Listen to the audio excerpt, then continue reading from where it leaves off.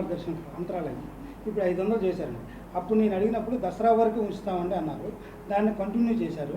ఇప్పుడు భక్తులు చాలామంది ఇబ్బంది పడతారు. దీనికోసం ఒకసారి ఆలోచిస్తున్నాను. తప్పకుండా ఫైనాన్షియల్ రివ్యూ చేసిన రోజు అది చేస్తాను నేను. ఒక వారం రోజుల్లో మళ్ళీ ఇలా చెప్పా కదా.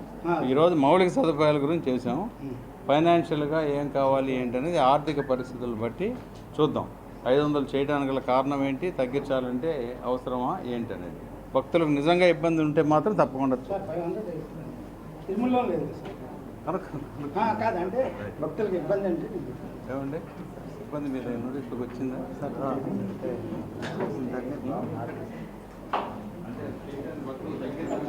ఒక 5 ఎకరాల మన ల్యాండ్లో సోలార్ ప్లాంట్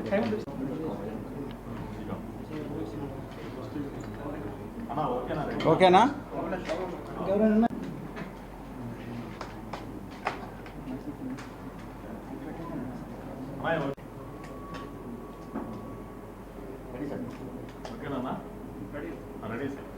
ఓకే. ఈరోజు దుర్గమ్మ తల్లి దర్శనం చేసుకున్నాక ఈవో రామారావు గారి ఆధ్వర్యంలో వాళ్ళ ఇంజనీర్స్ వాళ్ళ స్టాఫ్ అందరితో కలిసి వాళ్ళ యొక్క పరిస్థితి ఏమిటి, మౌలిక సదుపాయాల సమస్యలు ఏమిటి, భక్తులకు ఏమేమి సమస్యలు ఉన్నాయి, తర్వాత ఈ భక్తులు రావటం వలన ట్రాఫిక్ సమస్యలు కూడా చాలా ఎక్కువగా ఉన్నాయని చెప్పి నా నోటీసులకు వచ్చింది. వాటికి ఆ సమస్యల్ని పరిష్కరించడానికి ఏమేమి మార్గాలు ఉన్నాయనే దాని మీద ఇంతకుముందు ప్రభుత్వం అంటే 2014 నుంచి 19 లోపల ఉన్న ప్రభుత్వంలో కూడా కొన్ని మాస్టర్ ప్లాన్లు తయారు చేయడం జరిగింది. కానీ దురదృష్టవశాత్తు ఆ తర్వాత ఆ మాస్టర్ ప్లాన్లు కొన్ని అయ్యారు, కొన్ని కాలేదు. ఏదైనప్పటికీ చాలా పెండింగ్ పనులు ఉన్నాయి. వీటికి పర్మనెంట్గా ఇంద్రకీలాద్రి ఆధ్యాత్మిక క్షేత్రం కింద దీన్ని ఎలా డెవలప్ చేయాలనే దాని మీద ఎవరితో సంప్రదించాలి అనేది డిస్కస్ చేయడం జరిగింది.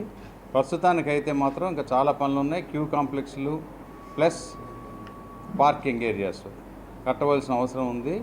మళ్ళీ ఇంకొక రోజు ఫైనాన్షియల్ రివ్యూ చేసి ఓవరాల్ పరిస్థితి చూసి ఎండోమెంట్ మంత్రి గారితో కూడా మాట్లాడి దీన్ని ముందుకు ఎలా తీసుకెళ్లాలనేది ఆలోచిస్తాం. ఏదైనప్పటికీ కనకదుర్గమ్మ దర్శనానికి వస్తున్న భక్తులు ఇంకా కొంతకాలం ఓపిక పట్టి దర్శనం డెఫినెట్గా కొన్ని ఇబ్బందులు ఉంటాయి.